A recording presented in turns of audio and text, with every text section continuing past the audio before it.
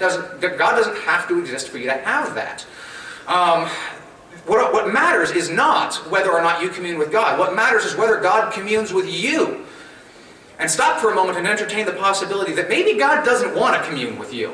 I mean, I am assuming it's the Christian God. I'm assuming He's a God of love. But hey, I love my mother. I don't want to talk with her on the phone all day. So yeah, maybe God is real. Maybe God loves you. That doesn't necessarily mean He wants to hear you pray and complain all the time. But a side issue, again, a pet peeve. What matters, again, is whether or not God talks to you, not whether or not you talk to God. That's where the real community comes from. But of course, the vast majority of theists, God doesn't actually talk to them. They talk to God, and He talks to them in some abstract way, through His creation or some such. But they do not literally hear the voice of God. Some do. But Thomas Zaz, the psychiatrist, has a great line on this point. He says that if you talk to God, you're a theist. If God talks to you, you're a schizophrenic. So if what you're asking for is for God to speak to you, then I ask you, how would you distinguish that from wanting to have a schizophrenic break with reality? Because from the inside, it looks the same. Whether or not God's talking to you for real, or whether or not the voices in your head are telling you it's God, that appears to be the exact same thing. So I don't see how wishing for one is any different than the other. And I clearly don't think people wish for have schizophrenic breaks with reality. So I don't see why they would want God to be talking to them, since for all intents and purposes, that amounts to the same thing. Well, okay, maybe I have you convinced, but surely theists care. I mean, surely the people who aren't liable to come out to an Evansville Freethinkers group, they care whether or not God exists. I mean, after all, they're the ones who are devoting their life to God. They're joining the priesthood, they're going to church. You know, these things clearly matter to these people. And indeed, I obviously don't deny that if you talk to them, if you ask them, they will tell you it matters. I'm not that deluded. They will say things like God gives them hope. That God gives them courage, a sense of belonging, a feeling of love, acceptance, etc. and so forth. God, forgiveness, and something to give gratitude to. It is the holiday season. Giving gratitude at this time, of course, is common. The human need to give thanks to something is a very powerful need, and that's something that God does for them. Clearly, these people care whether or not God exists. Do they? I mean, literally, let's stop and ask for a moment. Should we just take their word for it? Should we just say, well, they say they care, therefore they do? If any of you have any exposure to the last 150 years or so of empirical psychology, you should bear some serious skepticism on this. We've got lots of ample evidence to suggest that what people say they care about and what they actually care about are not necessarily the same thing.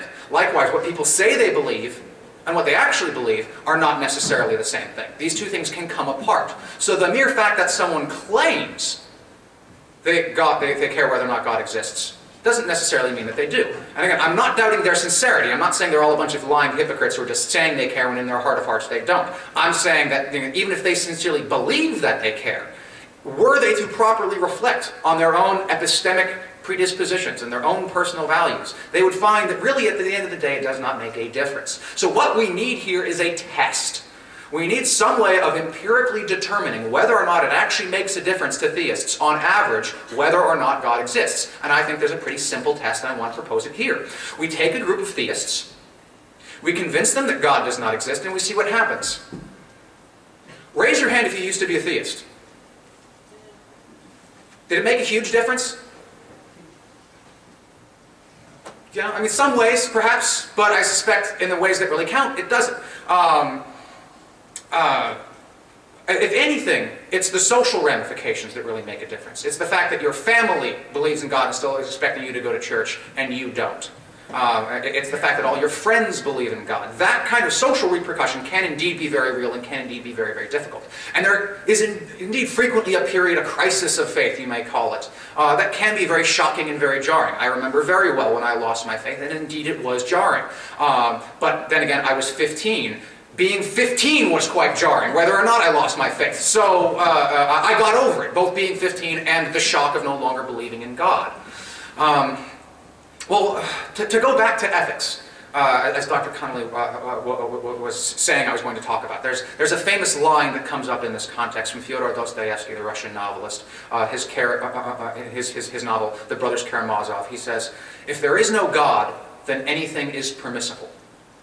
That, there's no reason why I can't kill you, because God will not judge me. There is no right, no wrong, no moral lawgiver So if there is no God, then anything is permissible. Now, I love Dostoevsky's writing. I think very few novelists capture the human condition as well as he is. I don't mean to be besmirching him, but I do mean to be contradicting him. No, it's not. It's not the case that if there is no God, then everything is permissible. And of course, everyone here knows it, because not a single one of you have yet killed Kirk Cameron. I suspect the thought has crossed some of your minds. Why? Why haven't you killed Kirk Cameron? Because you recognize that that's not permissible.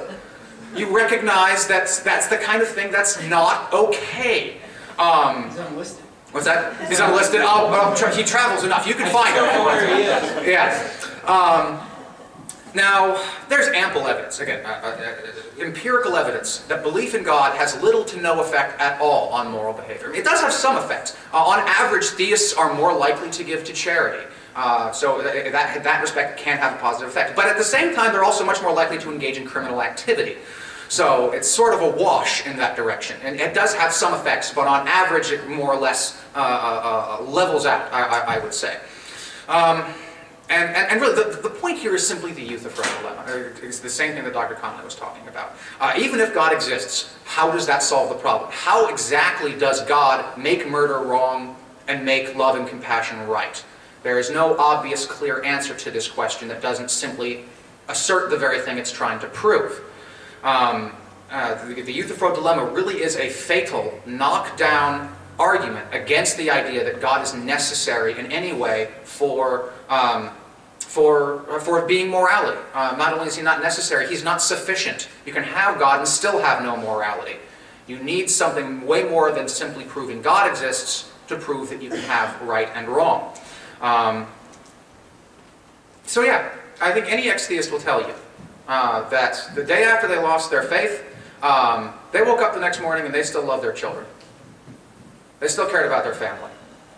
They still cared about people. They still cared about their jobs. They still loved art. They still cared for music. They still wanted to learn about history and science and philosophy. All of these things still matter to them just as much as they did before they lost their faith in God. I don't know if any of you have seen Julie Sweeney's one-woman act, Letting Go of God, but it's really a very powerful, very moving sort of testimony to precisely this point. At first it seemed like it was the end of the world, and then she got over it.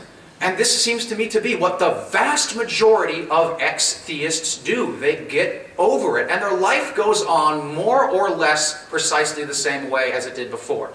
Inasmuch as there is any change, it is the change in the social dynamics, not a change in the existentialist spiritual underpinnings. Born-again atheists, if I can sort of steal that phrase, are basically the same as theists in all the ways that count except for one. They don't believe in God. But that's really all it amounts to. If the only difference between theists and atheists is that one believes in God and one doesn't believe in God, and there are really no discernible differences other than that, then I have to ask, how is that any different than the person who believes that numbers are ontologically real and the person who doesn't believe that numbers are ontologically real? Again, it is an academic distinction. All the stuff that really matters in life can make perfect sense to the atheist and the theist alike. So in closing then, I want to say that we can assume that God exists, or we can assume that God does not exist. We still have the same joys to relish and the same burdens to shoulder. So, again, to paraphrase Nietzsche, God cannot solve our problems.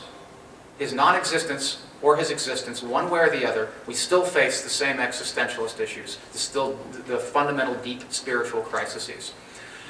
So I challenge you this, if you disagree with me, and I hope at least some of you do, because philosophers love when people disagree with them. That's one of the things that we thrive on. Those of you who are inclined to disagree with me, I challenge you.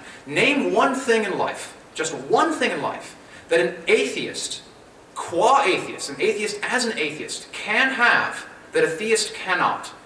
Or vice versa. Something that a theist can have in their life that an atheist cannot, beyond the obvious, beyond belief in God. Other than that, name the differences. Now again, I'm not looking for a difference between a particular theist and a particular atheist, because indeed, you might be able to find particular atheists and theists where there are genuine differences. I'm talking on average. The average Joe Schmo atheist, the average Joe Schmo theist. I think you will find that they are alike in virtually all possible respects.